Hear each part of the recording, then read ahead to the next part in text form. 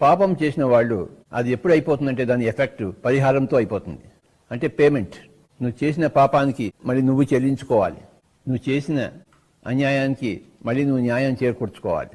నువ్వు ఎంత దుఃఖం కలిగించావో అందరికీ మళ్ళీ అంత నీకు దుఃఖం కలగాలి. అదే పేమెంట్ అంటే, పరిహారం. ఒక అతను మర్డర్ చేశాడు అనుకోండి, జైల్లో 20 సంవత్సరాల శిక్ష విధిస్తారు. 20 సంవత్సరాల శిక్ష విధించిన తర్వాత బయటకు వస్తాడు. అప్పుడే ఆ పాపం చెల్లుబాటు అయిపోయింది. అంటే చేసిన పాపానికి 20 సంవత్సరాలు జైలు శిక్ష అనుభవించాడు. పరిహారం అయిపోయింది, అంటే పేమెంట్ అయిపోయింది. దాంతో అకౌంట్ క్లోజ్.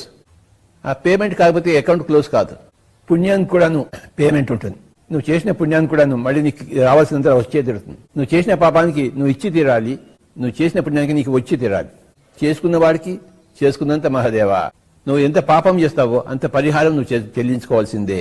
చిన్న చిన్న పాపాలకి చిన్న చిన్న పరిహారాలు, పెద్ద పెద్ద పాపాలకి పెద్ద పెద్ద పరిహారాలు.